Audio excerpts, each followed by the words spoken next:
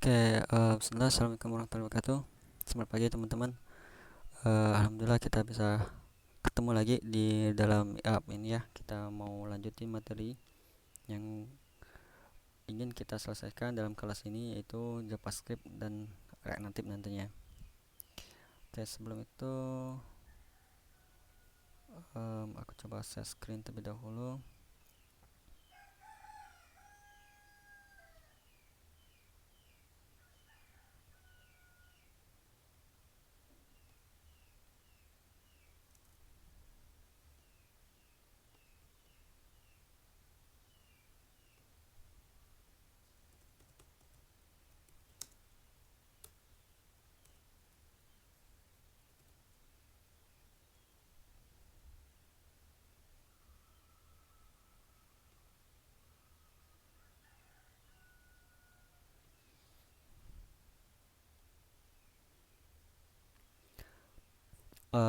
Untuk layarnya udah nampil di layar teman-teman ya.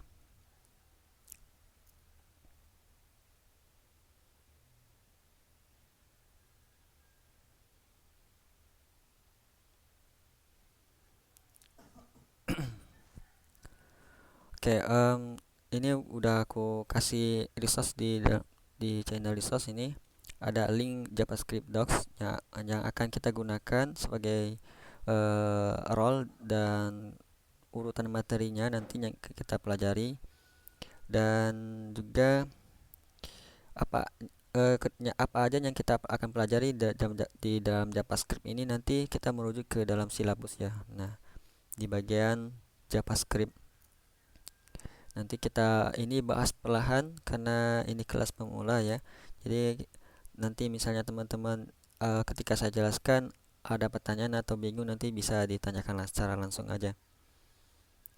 Oke, nah kita kemarin udah menginstal persiapannya itu kemarin kan VS Code sama Node.js-nya. Kemudian juga eh, mencoba generate project React Native-nya pakai Expo.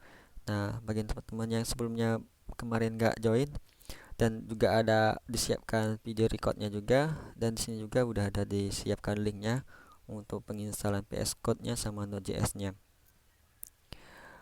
Dan untuk hari ini kita bahas JavaScript. Linknya juga ada di sini, nanti bisa teman-teman akses. Oke, kita kenalan dulu apa itu JavaScript. Jadi JavaScript ini sebuah bahasa pemrograman. Rananya itu awalnya JavaScript ini dirancang untuk pengembangan sebuah website.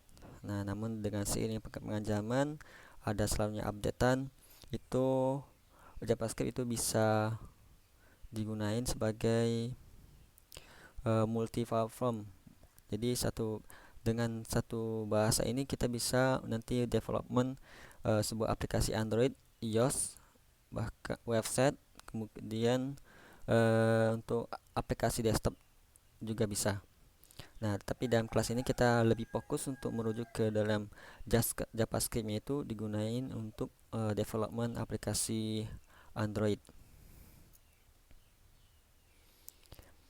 Oke, nah seperti yang di sini mungkin teman-teman kalau masih terlalu patah-patah atau belum paham bahasa Inggris mungkin bisa install panduan Chrome ini attention.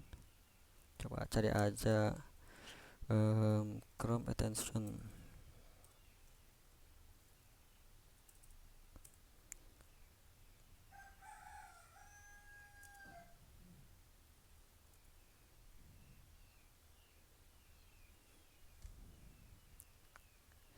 Nah, teman-teman bisa kalau gunain browser Chrome bisa install Google Terjemah seperti ini.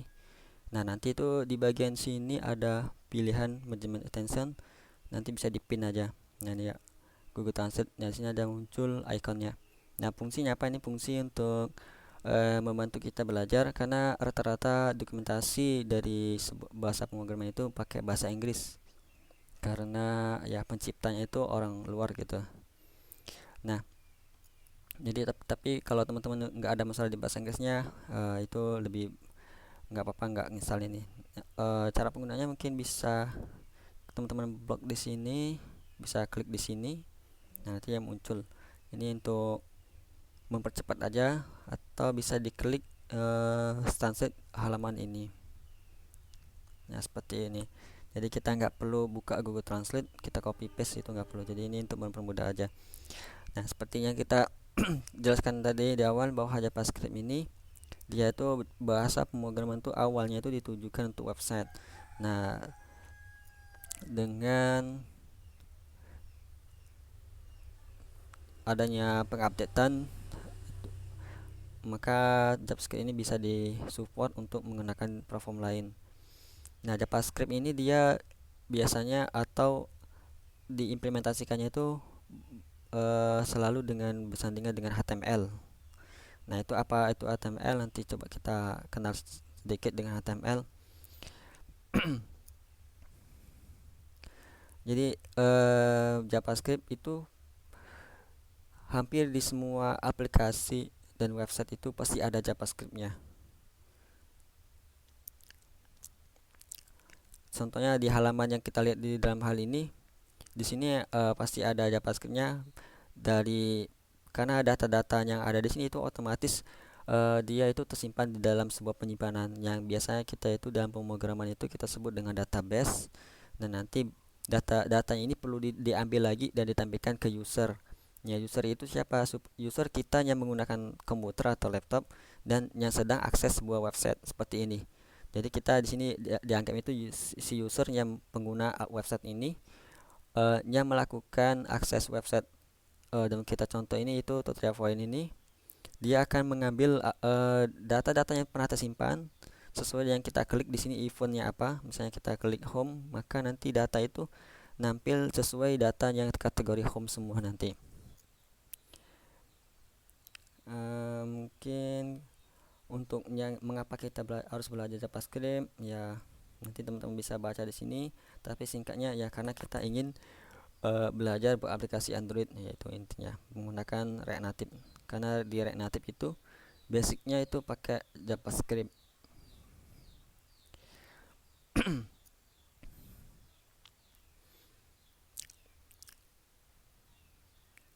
Oke, mungkin kita coba buka PS Code-nya yang teman-teman kemarin install. Di sini udah aku buka PS Code-nya. Agar lebih baik kita bisa klik di sini aja open folder, kita tentuin lokasi penyimpanan project kita nanti. Misalnya aku mau taruh di bagian, nah aku akan taruh di bagian sini.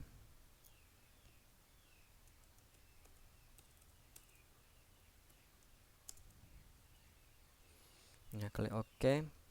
Nanti untuk kedepannya aku akan menggunakan folder bed 4 ini untuk dalam pelajaran kita kali ini, biar materinya itu nanti terstruktur. Karena nanti materi yang aku ketik di sini akan aku kirimkan juga ke dalam resource di Discord-nya nanti.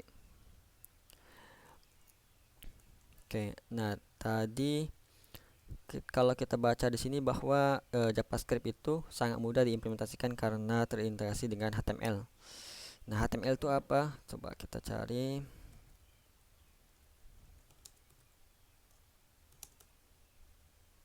Jadi HTML ini sebenarnya panjang sekali materinya, tapi kita hanya mengenal saja. Karena kita fokus ke JavaScript, jadi kita HTML itu kita ketahui aja apa itu HTML dan bentuknya itu seperti apa. HTML itu sebuah singkatan. Nah, singkatannya itu dari Hypertext Markup Language. Jadi dia itu bahasa makro. Jadi dia ini disebut bahasa pemrograman juga belum bisa, tapi dia halnya bagian terkecil penting di dalam sebuah website. Karena semua yang kita lihat di sini basicnya itu HTML. Nah, kalau teman-teman lihat di sini, dia format filenya itu .html. Nah, seperti kita ketahui ya, format file itu banyak ya, bisa PNG, JPEG, PDF. Nah, nanti sama di JavaScript juga ada format filenya, sama di HTML juga ada format filenya. Nah, kalau di HTML itu formatnya, kita lihat, aku buat di sini nama file misalnya bed4 titik html. Nah, di sini nama file HTML, yaitu aku beri nama filenya ini bed4 aja biar sinkron. Nah, bed4 formatnya apa? Format filenya itu HTML. Nah, coba kita copy kodenya ada di sini.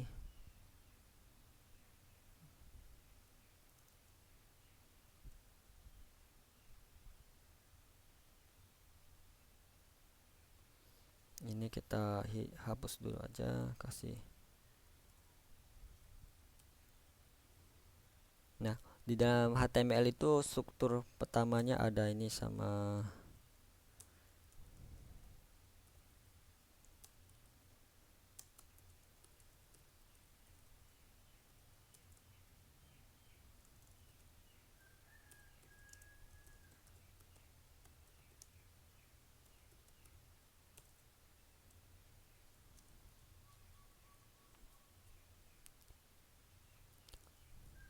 nah, ini kita kode sederhana dari HTML.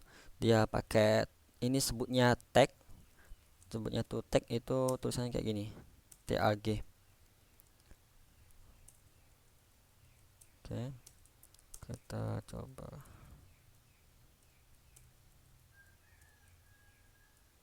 Biar agak rapi. Nah, apa yang terjadi kalau file ini kita akses melalui browser? Bagaimana cara aksesnya? Kita new tab. Dan di keyboard itu coba tekan Ctrl sama plus O.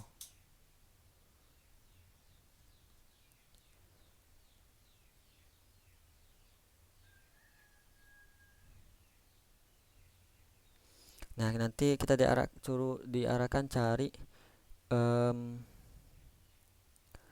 lokasi file yang kita buat tadi. Tadi aku buat di docs, kemudian kita arahkan ke khusus online bed4.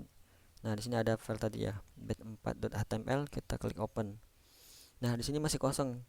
Nah, coba kita lihat di sini kode di HTML-nya. Di sini kan ada title nih. Ini judul websitenya. Jadi websitenya ada di sini nih munculnya. Belajar JavaScript bed4.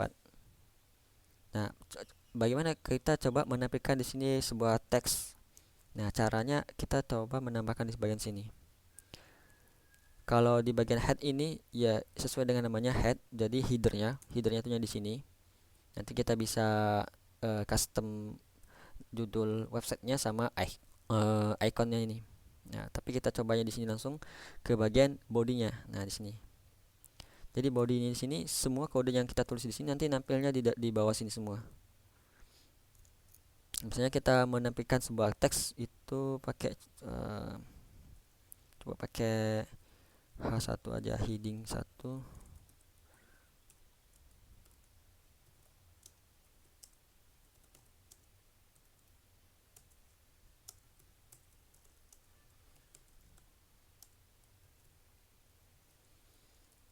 Kita simpan. Nah, di sini udah sampai maksudnya udah nampil halo saya belajar JavaScript. Nah, seperti ini. Nah, yang kita ketik tadi itu masih kode HTML ya, belum JavaScript. Nah, terus di mana JavaScriptnya itu? Sesuai dengan yang di sini kan tadi bahwa JavaScript itu terintegrasi dengan HTML biasanya dijalankan. Nah, di sini kita tambahkan sebuah tag baru namanya script. Nah, seperti ini. Kita tambahkan script. Nah, di dalam sini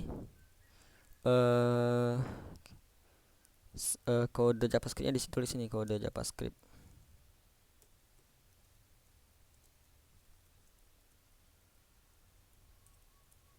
Nah, kode JavaScript yang kita tulis di sini contohnya kita ambil di dalam dokumentasinya ini.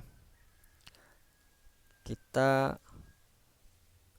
ingin menampilkan sebuah teks di dalam sini. Coba kita copy aja dokumen wordnya, kita simpan, kemudian kita di sini coba reload di halaman webnya ini. Maka di sini nampil nih hello world. Nah, jadi yang hello world ini dari kode JavaScript document word ini, dan H1 ini dari kode HTML. Nah, seperti itu. Jadi maksud dari pengertian yang di sini itu JavaScript sangat mudah diimplementasikan di dalam terintegrasi dengan HTML. Bentuknya seperti ini, basic dasarnya. Nah, dan kedepannya itu kita fokus ke bagian sini aja. Jadi kita hanya gunain HTML-nya itu untuk mengetes kode JavaScript yang kita tulis di dalam browsernya ini. Nah, seperti ini. Oke. Nah, coba kita merujuk ke sini.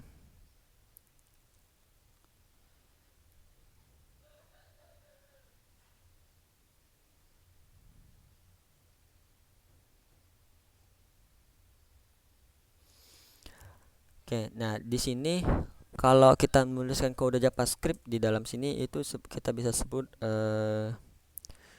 inline ya, inline. Nah, ini inline JavaScript ya. Jadi JavaScript itu kita tulis langsung di dalam HTML-nya.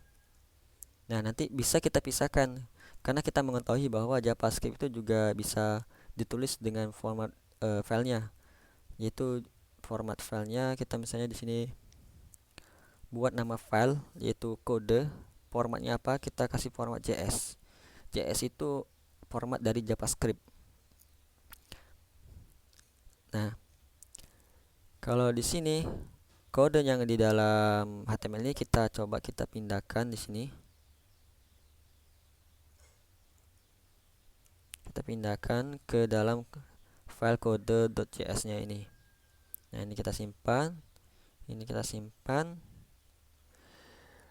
Kalau kita reload langsung di dalam sini, apa yang terjadi? Maka teks hello world-nya itu akan hilang karena kode JavaScript-nya itu nggak ada lagi di sini.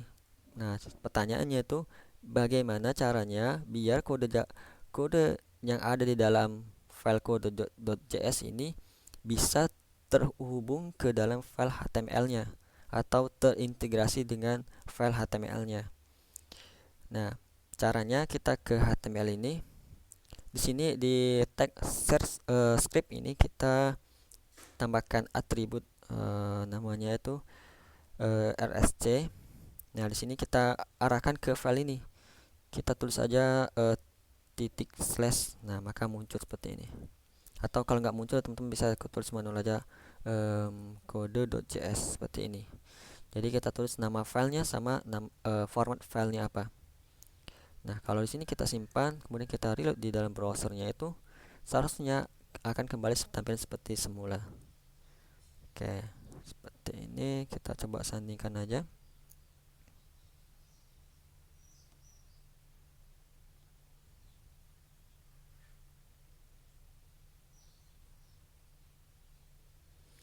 Oke, nah yang kedepannya kita akan menggunakan format seperti ini.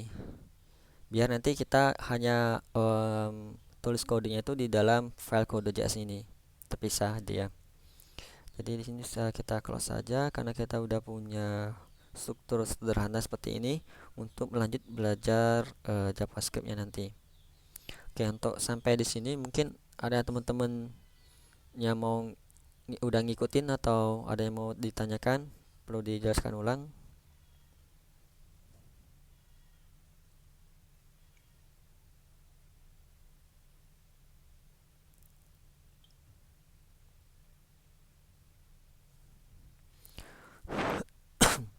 Oke, kalau gitu kita lanjut kalau nggak ada pertanyaan. Nah, di sini coba kita tadi udah coba satu running sebuah baris kode ya. Nah, ini kode untuk mengeluarkan sebuah teks di sini untuk mengeluarkan outputan. Contohnya ini document.word ini. Jadi apapun yang ada di sini nanti akan ditampilkan ke dalam websitenya sini. Ya, misalnya kita ganti kalimatnya.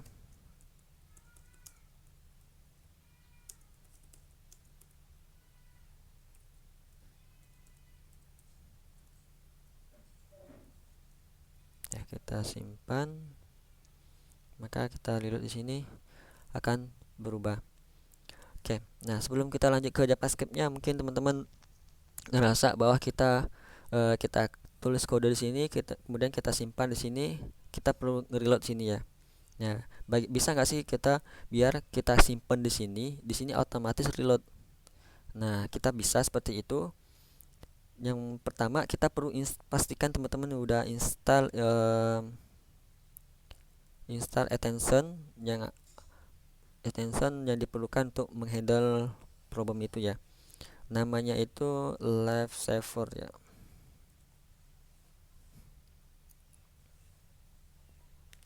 Kita cari live saver. Nah, di sini udah install ya. Kemarin di bagian Notion pertemuan pertama kemarin udah ada juga sih nama extensionnya untuk diinstal. Jadi teman-teman bisa install di sini live saver. Nah, kalau udah install di bagian file HTML ini bisa diklik kanan aja. Nanti ada ini pilihan open with live saver atau bisa pakai keyboardnya seperti ini. Kalau kita klik nanti otomatis dia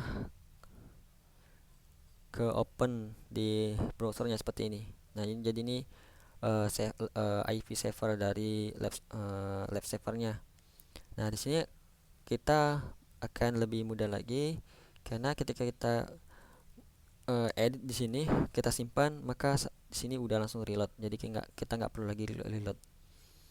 Oke, itu yang selanjutnya. Kita tadi udah ini kode untuk output. Nah, di JavaScript itu bisa ada dua output. Ada namanya satu lagi output itu console. Nah, misalnya kita tulis saja sini console.log. Kita menuliskan misalnya ini dari console. Nah, seharusnya di sini tuh muncul teks ini dari konsol, tetapi dia nggak muncul di depan sini. Dia munculnya tuh di bagian background browsernya, di bagian website saat ini kita buka. Cara aksesnya bagaimana? Kita tinggal klik kanan di sini. Nanti di sini ada paling bawah sini ada tulisan inspect, atau di browser lain itu kayak Firefox itu nanti tulisnya inspect element nggak salah. Nah, di sini kita klik aja. Nah, di sini banyak pilihan. Kita cari bagian tab konsol. Nah, di sini udah nampil ya. Udah nampil. Ini dari konsol di sini. Kalau kita coba edit, maka udah nampil itu ini dari konsol edit. Oke, seperti itu. Nah, yang kedua ini yang mungkin kita akan gunain sesuai kondisinya nanti. Kalau kita perlu menampilkan kodenya itu ke dalam halaman webnya, maka kita menggunakan ini nanti. Tapi kalau nanti kita hanya perlu menampilin di bagian konsol, maka kita nampilin di konsol. Nanti kedua ini ada kekurangan dan kelebihan masing-masing. Nanti seiring jalan kita ketemuin nanti kekurangan seperti apa. Ya, cuman yang perlu diinformasikan bahwa konsol ini yang sering digunain oleh programmer, karena ini biasanya digunakan untuk lihat konsol, melihat lognya, sistem yang terjadi sedang apa, nanti kita lihat di sini. Kemudian juga bisa untuk debugging, untuk cari error. Jadi sebenarnya di setiap website itu pasti ada konsolnya. Kita klik kanan, kita klik kanan, kita klik inspect. Kemudian di sini ada konsol ya. Nah, seperti ini yang aku bilang bahwa di website itu pasti ada konsolnya. Nah, kalau kita lihat di sini kan dari website ini bahwa ya dia apa apa aja yang terjadi dalam background website ini seperti yang kita lihat di layar kaca ya, bahwa ada errornya, validnya seperti ini. Nah, nanti fitur inilah yang digunakan seorang developer untuk meresolve, untuk memperbaiki error ditemui dalam sebuah aplikasi. Karena nggak semua error itu ditampilin ke dalam halaman websitenya. Oke, kita lanjut. Itu untuk sintak untuk mengeluarkan output ke dalam website ya. Bisa pakai dokumen Word sama konsol. Oke, coba kalau lihat kita materi selanjutnya, yang pertama kalau di dalam silabus itu kita tadi udah kenal JavaScript. Nah, kita coba kenalan sama variabel. Oke, kita kenalan sama variabel. Oke, kita kembalikan ke asli aja dulu. Mungkin di sini kita cari ya. Nah, mungkin teman-teman bisa lihat di sini ya, ada /2, kemudian ada kalimat ya. Nah, ini disebutnya itu komentar ya. Komentar. Jadi kita bisa memberikan komentar dari kode yang kita tulis. Contohnya kayak gini ya. Nah, komentar ini dia baris kode yang akan di skip untuk dieksekusi. Jadi dia tidak akan dieksekusi oleh JavaScript-nya. Jadi kalau kita kasih /2 di depannya. Nah, di sini otomatis yang setelahnya ini akan menjadi baris kode yang dikomentari. Nah, maka seharusnya di sini tidak nampil. Nah, sini tidak nampil lagi karena di sini udah kita rubah ganti reload otomatis ya. Ya. Oke, kalau kita back maka akan kembali lagi. Nah, tadi kita mengenal belajar variabel. Nah, di variabel itu apa? Setiap teman-teman belajar bahasa pemrograman lain itu pasti nemu keyword atau kata kunci seperti ini, variabel. Karena ini basic sekali. Jadi variabel itu apa? Singkatnya itu seperti, nanti teman-teman bisa cari ya, kalau untuk definisi secara ilmiahnya itu nanti teman-teman bisa baca di sini ya. Ini aku menjelaskan sesuai kemudahan untuk memahami teman-teman karena kita belajarnya basic awal ya. Anggap aja variabel ini sebuah wadah ya. Kita bisa lihat JavaScript dari petani kode masalah. Nah, petani kode soalnya materinya mudah dipahami karena aku belajar dulu dari awal dari sini. Karena ada ilustrasinya. Coba kita variabel. Nah, coba kita klik. Ini coba aku copy, kita masukkan ke sini.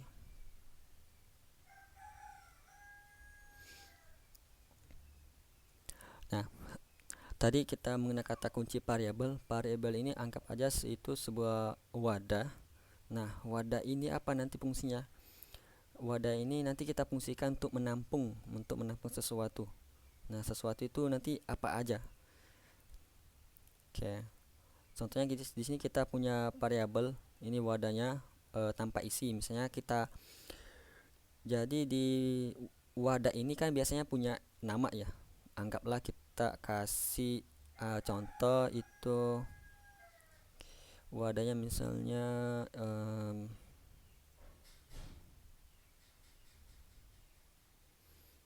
misalnya kita kasih apa ya, yang wadahnya berbentuk tabung ya, misalnya kayak kaleng kayak gitu. Kalau kayak kaleng tabungan aja misalnya. Nah, kita kasih seperti ini wadah. Nah, jadi wadah ini memiliki dia nama. Kita anggap aja nih filosofinya gitu, kita anggap sebuah wadah kaleng. Nah, kaleng ini masih kosong, dia masih kosong. Maka kalau masih kosong kan nanti kita sebut itu ya tabungannya masih kosong. Nanti kita kasih tabungannya itu kita isi. Misalnya di sini kita isi sesuatu tabungannya. Anggap aja kalau di sini kita misalnya kalau karena kita ngasih tadi namanya tabungan, maka kita kasih uang ya, kita isi uang dia di sini, isi uang. Nah, uang itu kan kalau kita merujuk ke dalam dunia kita ini nanti kebagi beberapa macam ya kan uangnya. Bisa kertas ya kan, kertas bisa juga koin. Oke, nah ini dua. Atau juga nanti kalau mungkin digital ya, digital itu ya kayak di bank, tabungan bank gitu kan. Nah, di kertas juga nanti kan masih bisa bercabang lagi. Pecahannya ada 50, ada 100, adanya 20-nya. Sama di sini ada 200 perak, 500 perak, ya kan. Ada uang 1000 juga, 1000 koin. Nah, seperti itu. Nah, makanya dalam dalam satu wadah ini nanti dia bisa menampung ini bisa kita menampung ini bisa kita istilahkan juga menyimpan. Intinya sesuai dengan yang maknanya itu untuk menampung atau menyimpan ya, atau mewadahi. Nah, itu gimana enaknya teman-teman. Nah, dari sini dia menampung tuh bisa banyak. Kalau tadi misalnya uang, nah uang ini nanti bisa dalam bentuk kertas, bisa bentuk koin kalau dia bentuk fisiknya tabungannya. Tapi kalau nanti bisa juga tabungannya dalam bentuk bank gitu. Nah, itu bisa digital ya. Nah, jadi kita bisa simpulkan bahwa eh, variabel itu sebuah wadah. Nah, sebuah wadah yang menyimpan atau menampung ya eh, sesuatu. Sesuatu itu apa? Nah, wadah karena di sini kita dalam bentuknya tuh eh, pengkodean, nanti variabelnya itu berupa warna, nanti berupa nama maksudnya. Nanti variabel ini dia tuh dalam bentuk nama variabel. Oke, ini kita kemudian tadi kan ada menyimpan sesuatu. Menyimpan sesuatu ini kayak tadi kan uang koin, uang kertas. Nah, uang koin kertas itu kita sebut dengan data. Kita sebut data atau bisa juga value juga bisa sih. Nah, seperti ini. Jadi singkatnya tuh kalau kita mengerucut lagi pengertian variabelnya ya sebuah nama yang menyimpan data. Oke. Nah, sebuah nama yang menyimpan data. Sekarang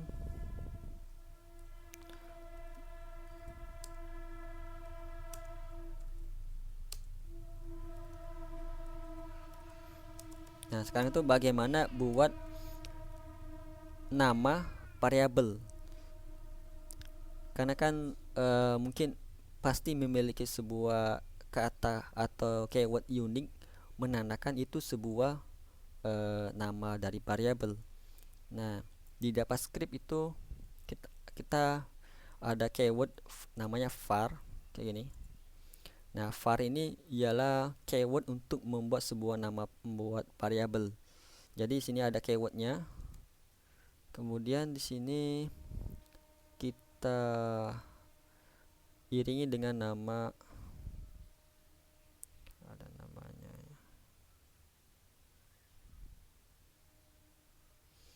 Kita iringi dengan nama variabelnya apa? Misalnya biodata atau namanya, nama lengkap.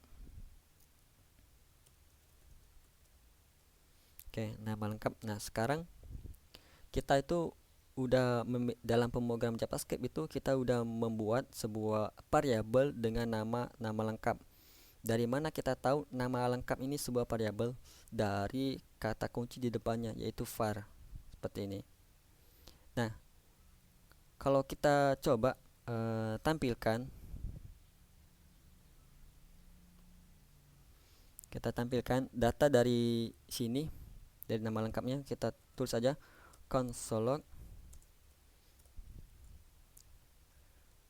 Kita tulis di sini nama variabelnya, nama variabel. Jadi untuk buat variabel seperti ini, kemudian di sini untuk panggil atau menampilkan isi dari variabel seperti ini.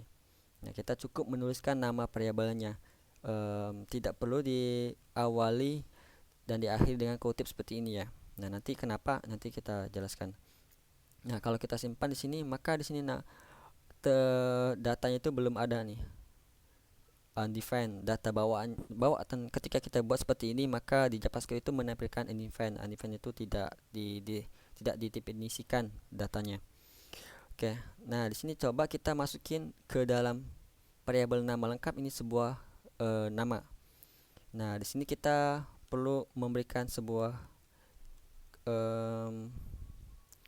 simbol, yaitu sama dengan ini kita memberikan penegasan bahwa si variabel nama lengkap ini menyimpan data apa.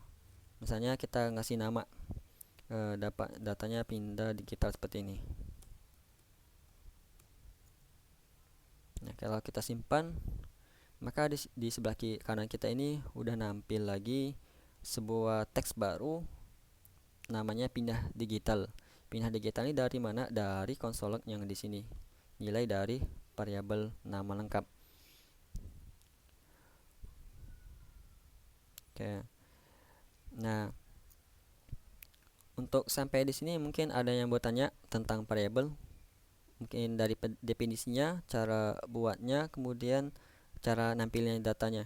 Nah, untuk sementara seperti ini. Mungkin ada yang bertanyakan. Takutnya nanti ya kalau aku lanjut jelaskan nanti adanya nggak paham.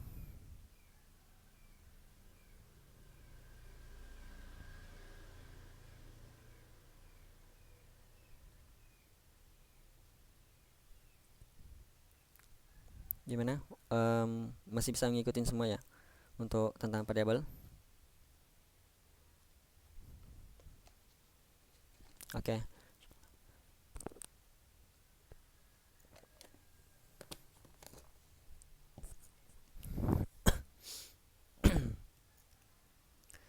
Oke, kita lanjutin.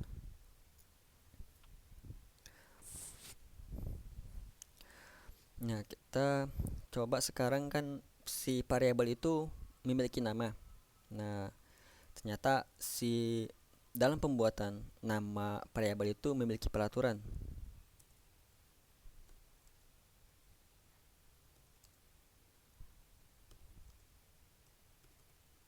Nah, dia memiliki peraturan. Yang pertama itu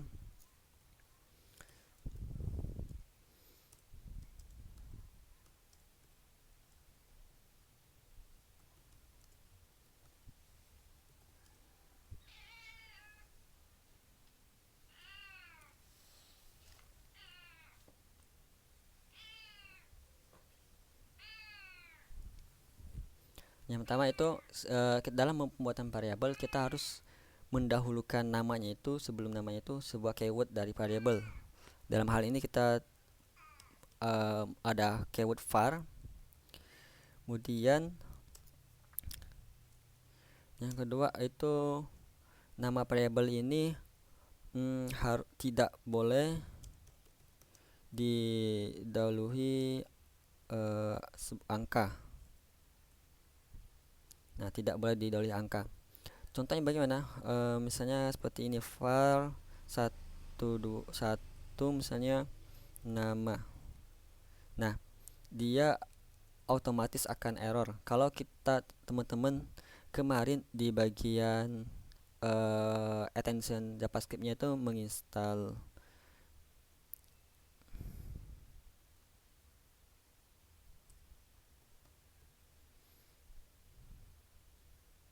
Nah, kalau teman-teman menginstal Alien ini nanti akan kedetek error. Tapi kalau nggak diinstal juga nggak apa-apa. Ini intinya tidak boleh ada penulisan nama variabel itu didahului dengan angka.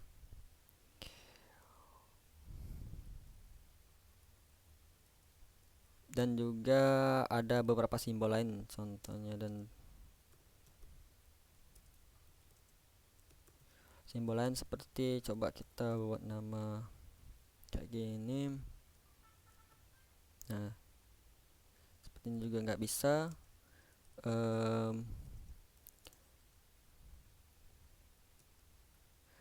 Kayak gini ini nggak bisa, tapi nanti ada bisanya, tapi itu nanti materinya. Nah, mungkin ada juga simbol yang kayak gini juga nggak bisa. Nah, nanti ada juga simbol yang umum kayak plus, minus, itu nggak bisa. Nanti dia akan terhitung dengan operation lain, misalnya perhitungan atau pembagian.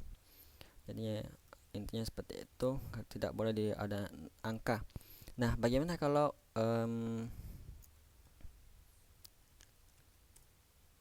angkanya itu enggak di depan? Contohnya nama ini pakai 4 seperti ini. Nah, kalau untuk seperti ini penulisan namanya bisa. Untuk penulisan seperti ini bisa namanya. Oke. Kemudian boleh juga menggunakan underscore, boleh juga sih. var bisa menggunakan seperti ini, misalnya var.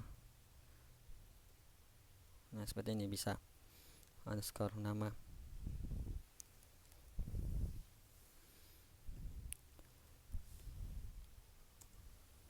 Nah, kemudian yang keempat, rekomendasinya itu pemberian namanya itu menggunakan bahasa Inggris. Nah, rekomendasinya apalagi nanti pas di dunia kerja dan kerja tim juga perlu penamaan.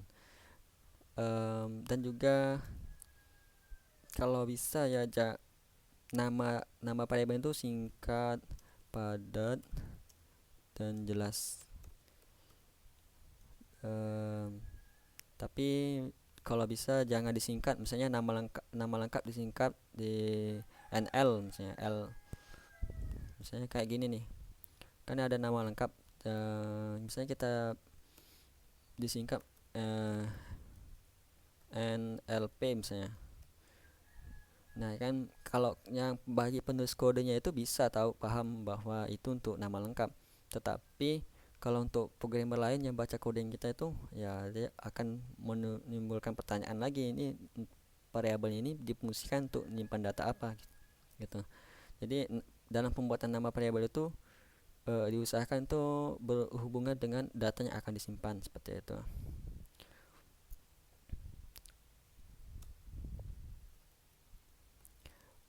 Kalau di dalam JavaScript ini, dalam pembuatan nama variabel itu atau nanti dalam pembuatan nama yang lainnya itu menggunakan camel case seperti ini.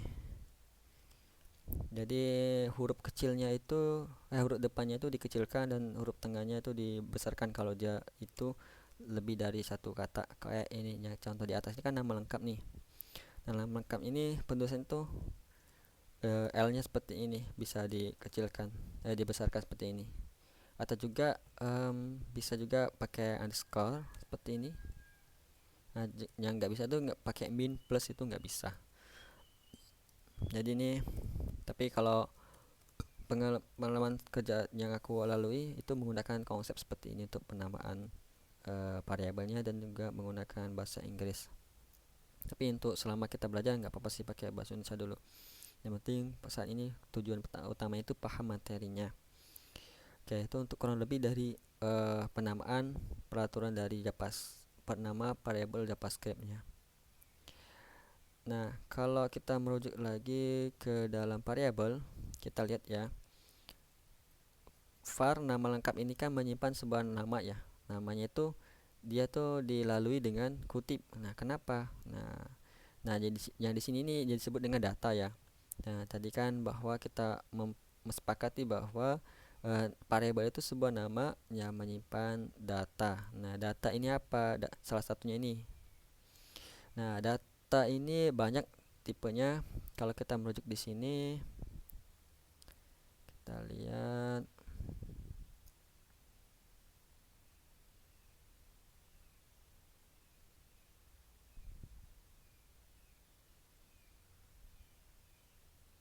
variabel. Nah, di variabel ini biasanya di bawahnya ada data.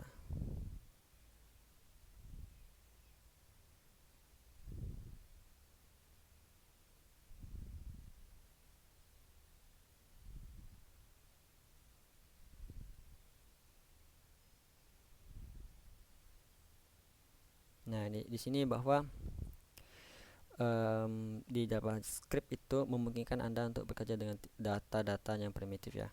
Pokoknya data yang basic lah, seperti number, angka, teks, kemudian tipe data boolean ya, kondisi. Jadi di sini kita buat baru, yaitu bisa tipe data, atau kita bisa sebut juga macam-macam data. Nah, data apa ini? Ini yang akan disimpan di dalam variabel. Nah, contohnya tadi kita pertama tadi misalnya variabel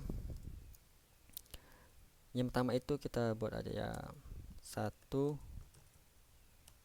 tipe data string namanya. Nah, tipe data string itu seperti apa? Seperti ini, kita var misalnya kita buat nama variabel alamat aja ya, alamat. Nah, misalnya kita tulis saja Palembang seperti ini. Nah, dari variabel alamat ini menyimpan sebuah data alamat, yaitu Palembang seperti ini. Nah, kenapa dia itu diawali dengan kutip seperti ini dan akhir kutip? Nah, inilah disebut dengan data string. Data itu dia menyimpan data teks atau karakter. Kenapa kalau kita menuliskan Palembang seperti ini tanpa diawali dengan kutip dan Palembang, diawali kutip dan diakhiri kutip, ini akan JavaScript itu akan membaca sebuah Palembang ini ialah nama variabel. Jadi dia itu JavaScript itu akan membaca kata Palembang ini sebuah variabel. Karena kita sebenarnya kan nggak ada buat variabel yang bernamakan Palembang, maka kita ingin dari variabel alamat ini menyimpan data alamat, yaitu sebuah string seperti ini. Nah, jadi string ini cirinya diawali dan diakhiri dengan kutip ya. Nah, seperti ini. Nah, kutipnya itu khusus di dalam JavaScript yang aku tahu itu bisa satu seperti ini. Nah, bisa satu seperti ini, bisa satu lagi, bisa yang kutip yang satu tapi dia kebalik seperti ini. Kalau ini namanya setauku backtip ya, yang ada posisinya itu di atas tombol tab dan di bawah tombol SC ya. Nah, seperti ini juga bisa. Oke. Dan untuk nama variabel mungkin kita bedakan aja, satu ini nama dua seperti itu. Nah, ini untuk tipe data string. Jadi apapun yang kita tulis di dalam antara dua kutip ini akan terbaca datanya itu string, teks. Maka kayak angka seperti ini. Nah, nanti kita akan ada buktiin apakah ketika angka di awal dan di akhir kutip itu tetap number atau tidak nanti kita. Nah, sekarang ada tipe data yang dua, yaitu number ya. Number yaitu ya angka. Nah, kita misalnya kita umur seperti itu, misalnya angka seperti ini.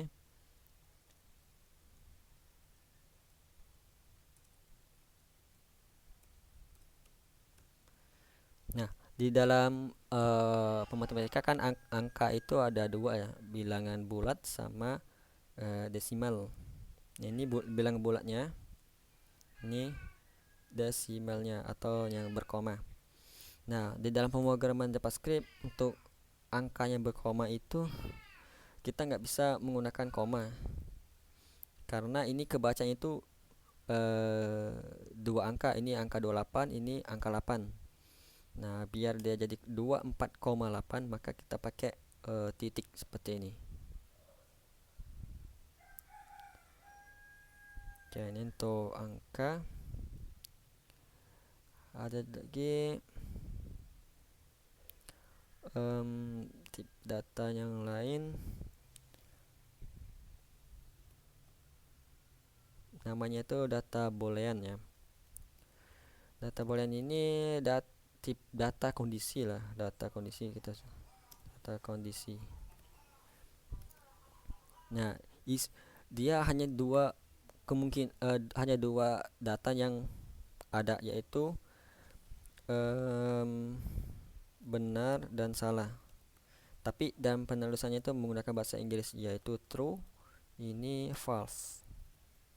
Seperti ini.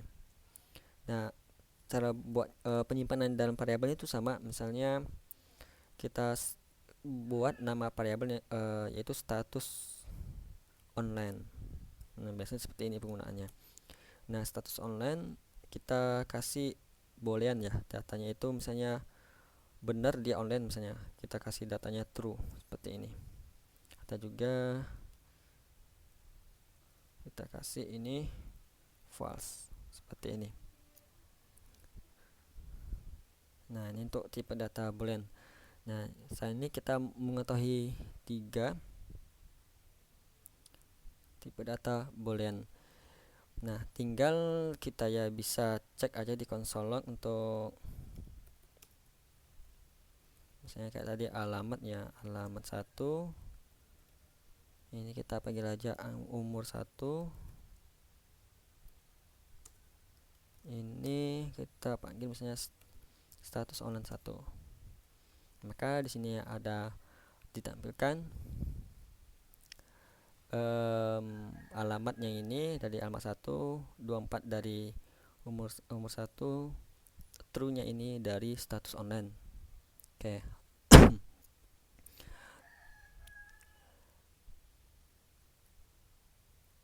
Kita bisa cek apakah benar dari data variabel alamat 1, umur 1 dan status online 1 ini benar dia itu datanya string, benar dia datanya itu true atau number.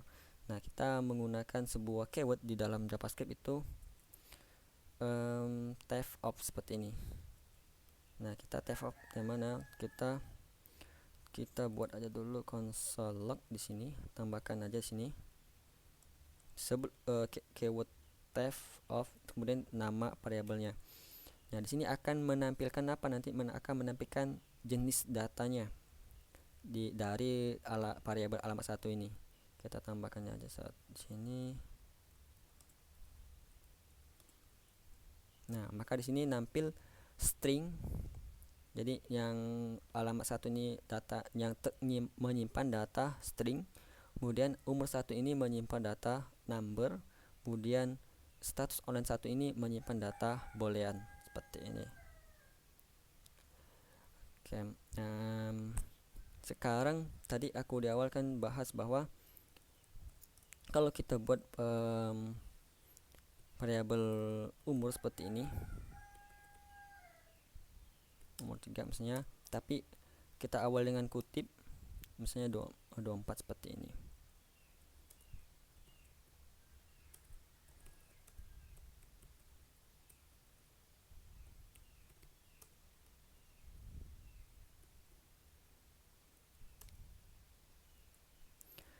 dia tetap menampilkan angka 24, tapi kita cek apakah datanya itu dia tuh number atau string. Kita cek aja di sini type of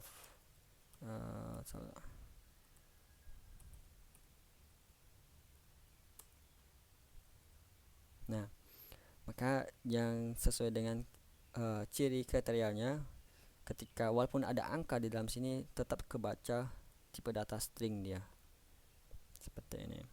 Beda halnya kalau kita ganti seperti ini, maka dia jadi tipe data number. Oke, untuk sampai di sini masih bisa mengikutin?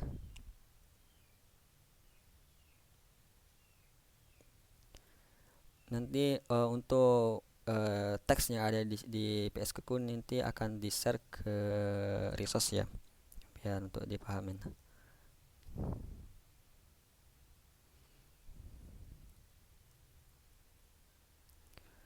Karena itu ini tipe data lain. Nah, tipe data selain ini ada nyalain. Nanti coba kita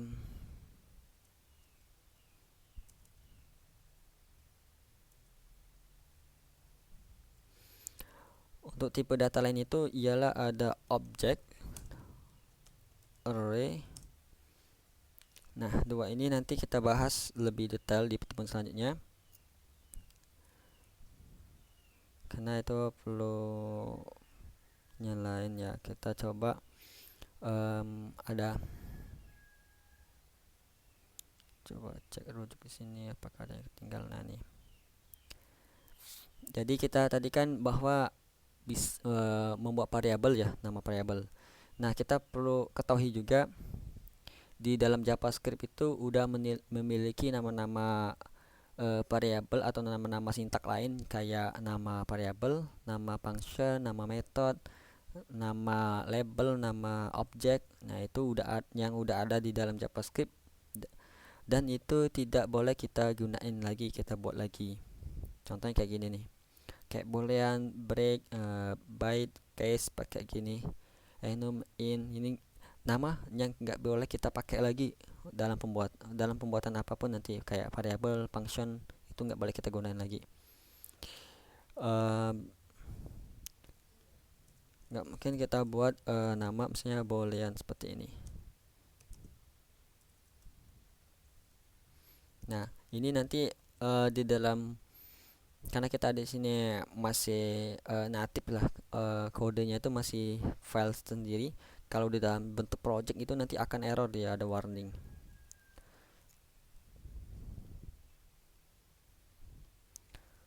Oke, itu ya informasi aja, bagian kita tambahkan di sini. Tidak boleh pakai nama variabel, function, method dan lainnya ini yang sudah ada di JavaScript-nya. Nah, contohnya kayak gini. Jadi kita nggak bisa gunain lagi nama-namanya seperti ini.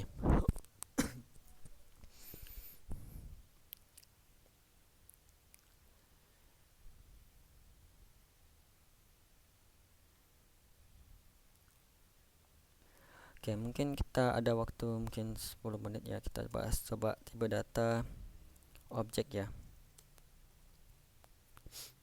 Nah, tipe data objek ini dia memiliki simbol ya. Seperti ini, objek kurung kerawal namanya di sini. Nanti di dalamnya sini ada bentuk struktur datanya. Struktur datanya itu ada label sama data atau value-nya. Nah, seperti ini ya.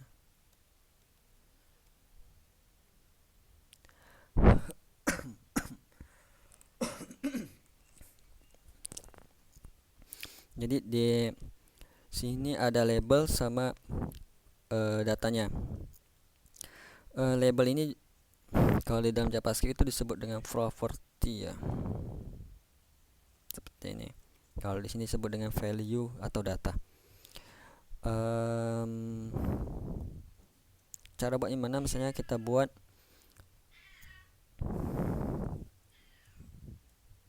mungkin kita pernah ada dapat kasus menyimpan data yang cukup banyak ya, itu itemnya ya. Contohnya misalnya kita buat variabel itu biodata ya. Biodata ini kita gunain tipe data objek, karena biasanya di biodata satu orang itu biasanya memiliki nama, umurnya, alamatnya, ya kan. Nah itu maka kita perlu menyimpan data yang menggunakan tipe data yang bisa menghandle menyimpan datanya itu secara grup atau secara kelompok kayak gitu. Mungkin kita bisa mulai, misalnya kita punya biodata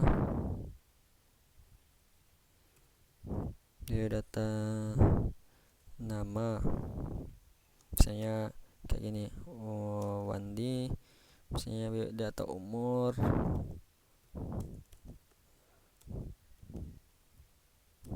misalnya alamat ya.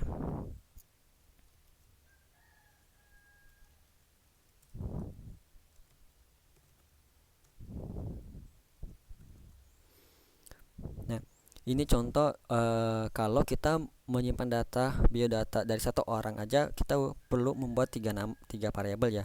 Variabel datanya itu biodata nama, umur, dan alamat. Nah, nanti kalau lebih dari satu kan kita perlu membuat nama variabel baru, dan otomatis nama variabelnya itu akan berbeda setiap satu orang ya kan, karena nanti datanya itu akan tertimpa nanti. Nah, untuk solusinya itu kita menggunakan tipe data objek. Kayak tadi kita tulis saja biodata. Nah, biodata seperti ini. Kita awali dan akhiri dengan kurung kerawal seperti ini. Nah, di dalam sini itu bentuk awalnya itu seperti ini ya. Kita copy aja. Nah, ini kita pindahin aja. Nah, ini ya, bentuk awal itu seperti ini. Nah, karena ini bentuk tipe objek, tipe datanya itu memiliki struktur datanya, dia nggak perlu lagi pakai keywordnya. Kemudian dia di sini simbol plusnya itu nggak pakai lagi, dia pakai titik dua seperti ini. Dan dia perlu ada pemisah antara satu data dengan data lain, yaitu koma. Ini kita koma, ini kita koma. Jadi ini dalam sini ini kita hilangkan aja, kita perlu nama seperti ini aja. Nah, ini biar rapi aku kecilkan aja namanya. Nah, jadi dari ini nama sama ini merupakan data dari nama, ini merupakan data dari umur, ini merupakan data dari alamat, seperti itu. Jadi ketika kita ingin menyimpan data yang lebih dalam bentuk kelompok atau grup, itu kita menggunakan tipe data objek. Nah, maka kita bisa simpulkan bahwa tipe data objek ini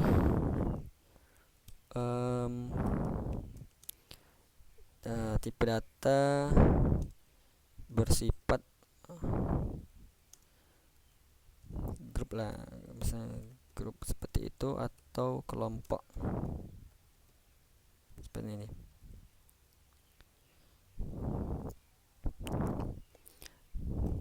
Nah, jadi kalau kita punya satu lagi item di sini, data misalnya setelah nama, umur, alamat, kita mungkin teleponnya. Nah, seperti ini. Kita pakai teks seperti ini. Oke, sekarang coba kita tampilin datanya itu di konsolnya. Biodata. Nah, makanya datanya strukturnya itu seperti ini. Nah, mungkin pertanyaannya bagaimana kalau ini kita perlu datanya nama aja atau umur aja yang ingin ditampilkan ke dalam website kita. Nah, kita bisa menggunakan seperti ini. Kita titik aja di sini, titik, maka nanti muncul em, list label atau properti yang ada di dalam objek biodata ini. Contohnya ini kan ada umur sama nama nih. Kita coba pilih nama. Maka kalau kita pilih biodata titik nama, maka kita akan mendapatkan tampilan data namanya, yaitu Wandi di sini. Nah, kalau kita copy lagi, kita hanya ingin menampilkan dari umurnya, maka kita mendapatkan data tampil nama sama umurnya. Oke. Kalau itu untuk tipe data dari objek ya. Nah, ada lagi satu tipe data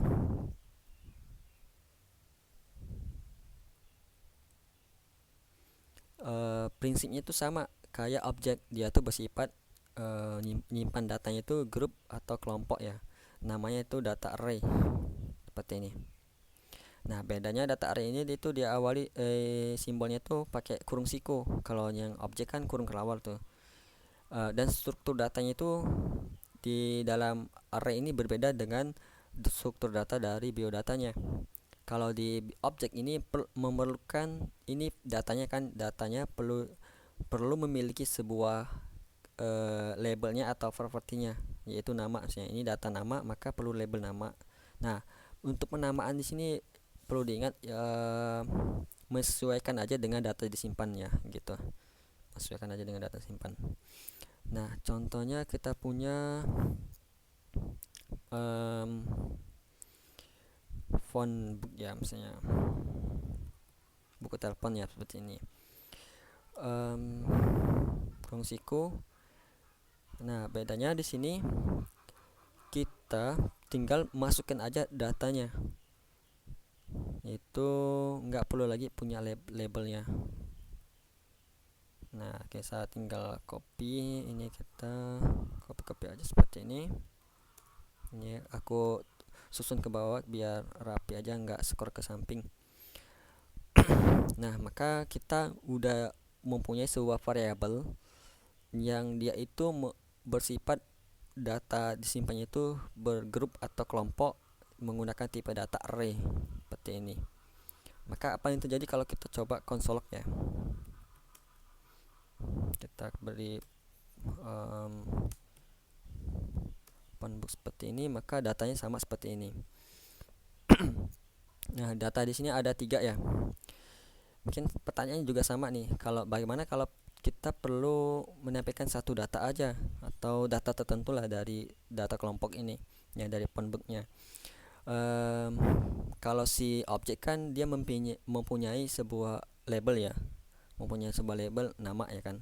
Nah, tapi di dalam array ini kan nggak punya labelnya. Bagaimana?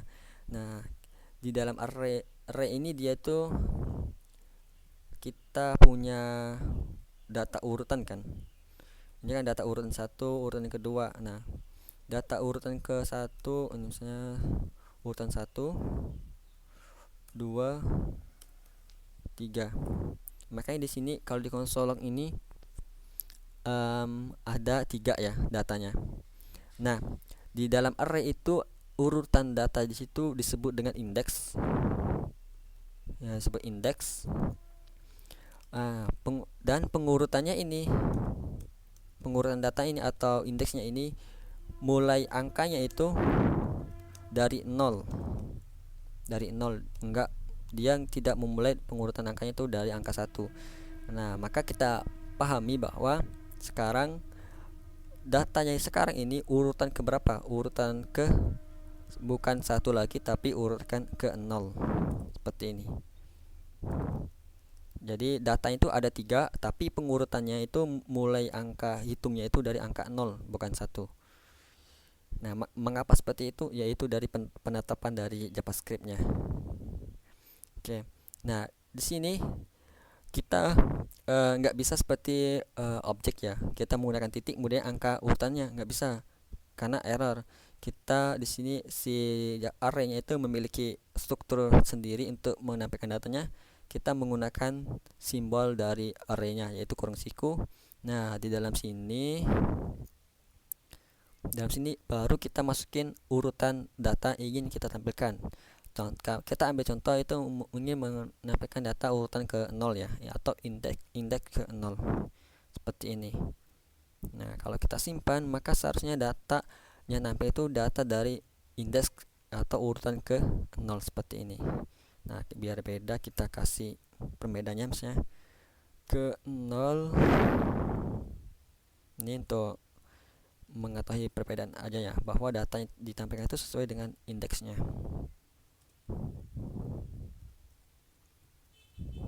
Oke, nah ini udah tampil indeks ke 0. Kalau kita ganti sini 1, ini 2, maka nampil data-data sesuai dengan indeks yang kita tentukan. Oke, mungkin kurang lebih seperti itu untuk materi hari ini. Tipe data, variabel sama tipe data ya kita pelajari. Jadi variabel tadi itu apa kita udah jelaskan juga. Kemudian dari variabel ini dia tuh menyimpan apa aja. Nah, apa ajanya ini kita garis bawahi, apa ajanya ini memiliki banyak macam-macam tadi. Nah, dia bisa menyimpan teks. Nah, teks ini disebut tipe data string tadi ya. Tipe data string. Nah, nanti penulisannya bisa pakai di awal kutip 2, 1 sama backtip seperti ini. Sama ada tip nyimpan data number. Numbernya itu nanti bagi 2 ya. Datanya itu bisa bulat sama desimal berkoma seperti ini penulisannya. Kemudian datanya itu ada tipe data boolean namanya. Tipe data boolean itu biasanya tuh data kondisi lah bisa disebut gitu. Nah, dia hanya memiliki dua kemungkinan data yang yaitu true sama false, benar atau salah. Kemudian kita tadi udah kenal juga tipe data yang bersifat itu grup atau kelompok dalam penyimpanannya. Jadi itu ada dua tadi, yaitu objek sama array. Kalau objek itu dia memiliki simbol awal dan akhirnya itu kurung kerawal, kemudian di dalamnya itu memiliki struktur label sama value-nya seperti apa. Nah, contohnya seperti ini. Beda halnya sama array, dia sama sifatnya grup penyimpanan datanya, tapi dia tanpa label datanya, ya label dari datanya itu, dan dia dalam penampilannya itu beda sama si objek. Kalau si objek itu menggunakan nama labelnya seperti ini. Nah, tapi kalau si objek itu si array itu menampilkan datanya itu menggunakan sistem indeksnya atau urutan data tersebut di urutan keberapa. Nah, penampilan itu seperti ini. Oke, kurang lebih seperti itu. Semoga bisa dipahamin penjelasan saya. Nanti file yang VS Code saat ini akan ku share juga ke Discord nanti. Mungkin teman-teman ada yang ditanyakan?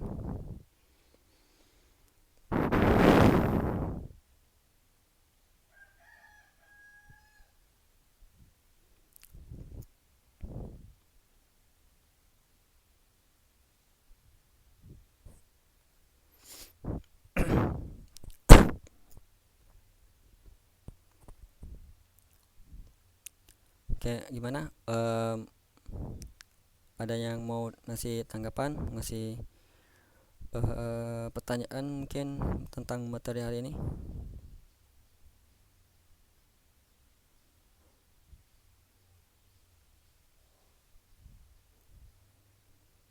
Oke, alhamdulillah kalau masih aman, masih bisa mengikutin ya. Nah, itu sih bagi teman-teman yang baru terjun di dunia pemrograman, gambaran pemrograman itu seperti itu tadi. Kita udah bahas sekilas tentang bahasa JavaScript-nya, dari pembuatan variabelnya, dari mengenal peraturan nama dan pembuatan nama variabelnya, kemudian data yang disimpan dari variabel itu apa aja tadi kita udah bahas persatu persatu, ada 5: string, number, sama boolean, sama objek sama array. Objek sama array ini sebenarnya perlu pembahasan lebih lanjut nanti ke depannya, karena tipe data ini yang paling sering juga digunain di dalam pemrograman, karena digunain untuk bertukar informasi data nanti antara satu website sama website lain. Itu bisa bertukar data menggunakan tipe data objek ini biasanya. Oke, kalau masih aman, nggak ada pertanyaan, mungkin kita akhiri dulu kelas pagi hari ini. Untuk informasi aja, nanti kemungkinan jadwal tambahan kita itu nanti Selasa sama hari Rabu kemungkinan, atau Kamis. Nah, itu nanti kita akan kasih polling nanti antara 2 hari kita nambah jadwal nanti. Selasa, pilihannya itu Selasa, kemudian Rabu, Kamis. Nah, nanti dipilih mau Selasa sama Kamis, atau Selasa sama Rabu, atau Rabu Kamis. Nah, seperti itu. Tapi lebih baiknya sih terpisah saat antara Selasa sama Rabu, atau Selasa sama Kamis, biar nggak terlalu mepet nanti. Oke, kalau nggak ada pertanyaan, mungkin kita akhiri kelas pagi hari ini. Assalamualaikum warahmatullahi wabarakatuh.